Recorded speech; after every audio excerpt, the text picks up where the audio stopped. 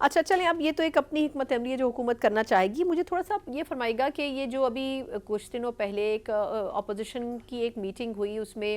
جے you آئی فے بھی شامل تھی اور باقی جماعتیں بھی اس میں شامل تھیں. آپ کو کیا لگتا ہے کہ کیا واقعی ایک متحدہ اپوزیشن بننے کا ماحول بن رہا ہے، یا آپ کو بظاہر لگتا ہے کہ حکومت کوشش کرے گی بات چیت کر کے تو مولانا صاحب کو پھر بھی وہ کنونس کر سکتی ہے؟ کیونکہ مولانا کا ایک بڑا لمبا ٹائم پی ڈی ایم کی صورت میں آپ کی جماعت اور پیپلز پارٹی کے ساتھ گزرا ہے، تو کتنی امید ہے آپ کو کہ وہ وہاں نہیں جائیں گے ان کی سپورٹ میں؟ دیکھیں، مولانا صاحب کے ساتھ ایک بڑا نیچرل الائنس اور ایک جو نیچرل ویو لینتھ جو میچ کرتی ہے وہ الحمدللہ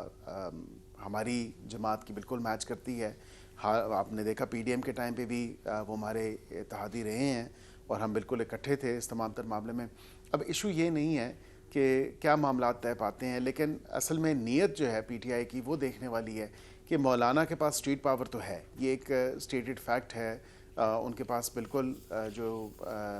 ایک فورس ہے ان کی سپورٹرز کی، ان کے ووٹرز کی، وہ بالکل ہے اور اس میں کوئی دو رائے نہیں ہے. لیکن پی ٹی آئی والے چاہتے ہیں کہ ان کے کندھوں پہ بندوق رکھے یا ان کے جو استعمال کرنا چاہتے ہیں مولانا صاحب کو، وہ میں سمجھتا ہوں کہ مولانا صاحب خود ایک زیرک سیاستدان ہیں اور وہ تمام تر معاملات کو سمجھتے ہیں کہ وہ اپنے آپ کو یا اپنی جماعت کو استعمال نہیں ہونے دیں گے اس انتشار کی سیاست میں، اس اشتعال کی سیاست میں، اس جلاؤ گھراؤ کی سیاست میں، کیونکہ ذہنی طور پہ میں سمجھتا ہوں کہ وہ ہم آہنگی نہیں ہو سکتی. اور اس کی وجہ ہے، کیونکہ اس کی وجہ یہ ہے کہ جو ٹرمپ حکومت کے اوپر تکیہ کیے ہوئے بیٹھے ہوئے تھے پی ٹی آئی والے، اور بالخصوص صدر ٹرمپ کے اوپر،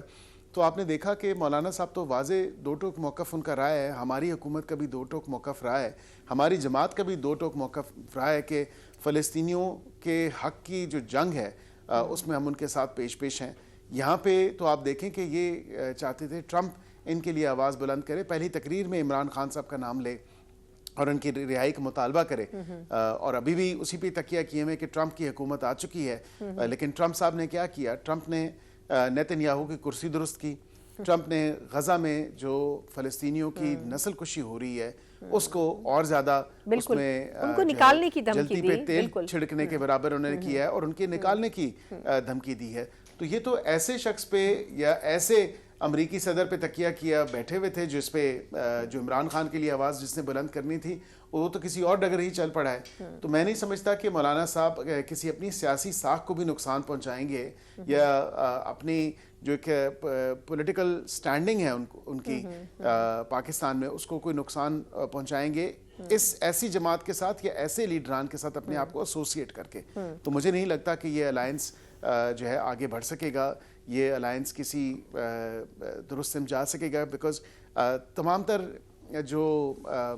دار و مدار ہے نیتوں کا وہ تو آپ کو پتہ ہی ہے کہ کیسا ہے، اور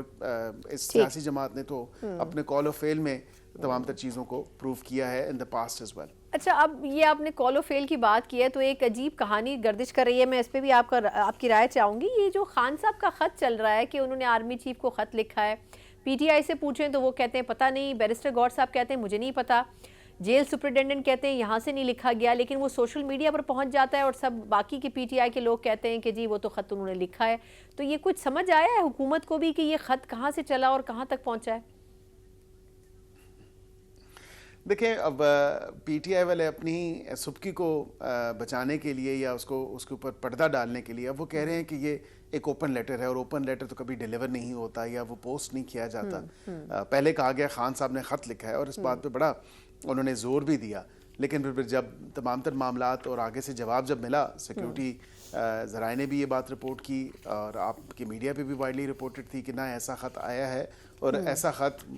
وصول کرنے میں بھی ہماری جو ہے کوئی دلچسپی نہیں ہے، اور ہم بالکل ایسے خط کے اوپر نہ رسپونڈ کریں گے، نہ ہمیں رسپونڈ کرنے کی ضرورت ہے. پھر اس کو ایک اوپن لیٹر کا نام دے دیا گیا، اور اب وہ اوپن لیٹر کہا گیا کہ عوام کے اور قوم کے سامنے ہے اور وہ 6 نکات ہیں. اصل میں یہ 6 نکات پرابلم نہیں ہے، پرابلم ہے جو ان کے اپنے سپورٹرز کے لیے بھی اب گلے کی ہڈی بن چکا ہے. وہ ثنا صاحبہ سیدھا جو پالیسی شفٹ کا ڈیمانڈ کیا گیا ہے یا ریکویسٹ کی گئی ہے، ان ادر ورڈز کہ مجھے این آر او دے دیں، مجھے کسی قسم کی جو ہے میرے ساتھ لینینسی دکھائی جائے، کسی قسم کی جو ہے ماورائے آئین یا قانون مجھے رعایت فراہم کی جائے یا میرے ساتھ ڈیل کی جائے. اصل تو ایشو یہ ہے کہ سیدھا سیدھا این آر او مانگا جا رہا ہے حکومت سے بھی اور اسٹیبلشمنٹ سے بھی. تو یہ تمام تر معاملات تو اسی طرح ہی ہیں کہ اب جب تمام تر کارڈز کا استعمال کرنے کے بعد اور ٹرمپ کارڈ بھی کسی کام نہ آ سکا عمران خان صاحب کے, تو انہوں نے پھر یہ مناسب سمجھا کہ یہ ایک آخری پتہ ہے, یہ میں کھیل کے دیکھ لیتا ہوں, شاید یہ پتہ کسی کام آ جائے. لیکن ایسا نہیں ہو سکتا, اور ان کو اپنے جو کیسز ہیں ان کے اوپر وہ عدالتوں میں ہی فیس کرنے پڑیں گے. ان کو اپنے جو تمام تر ایشوز ہیں وہ لیگل جو معاملات ہیں وہ عدالتوں کے تھرو ہی حل ہونے ہیں. وہ کسی فرد واحد کے ایگزیکٹو آرڈر سے یا کسی لینینسی سے جو ہے وہ دور نہیں ہو سکتے. ٹھیک. اچھا, لاسٹلی بس میں آپ سے یہ جاننا چاہوں گی عقیل صاحب کہ یہ فرمائے گا کہ صدر پاکستان چین کے دورے پر ہیں, بڑا اہم دورہ ہے یہ, آپ کے خیال میں اصل مقصد کیا ہے؟ کیونکہ اس دورے میں بڑی امپورٹنٹ میٹنگز تو ہو رہی ہیں, لیکن اگر آپ تھوڑا سا حکومت کی نمائندگی کرتے ہوئے بتا سکیں کہ اس اصل دورے میں کیا سی پیک فوکس ہے یا دیگر ایشوز کے اوپر بھی بات چیت کی جائے گی؟ سیکیورٹی کے کچھ معاملات اور انسیڈنٹس آپ کی بھی نالج میں ہے جو ہوئے تھے چینی شہریوں سے متعلق, تو کیا اصل ایجنڈا کیا ہے اس دورے کا؟ دیکھیں, ایک تو یہ بالکل صدر پاکستان کا ایک وزٹ ہے, اور جو انہوں نے نومبر میں کرنا تھا لیکن وہ یہ اس ٹائم وزٹ نہیں کر سکے, اور یہ وزٹ پھر تاخیر کا شکار ہوا کیونکہ ان کی اپنی صحت کے حوالے سے ایک دو ایشوز ایسے تھے جو جس کے باعث ان کو یہ جو وزٹ تھا اس کو ڈیلے کرنا پڑا.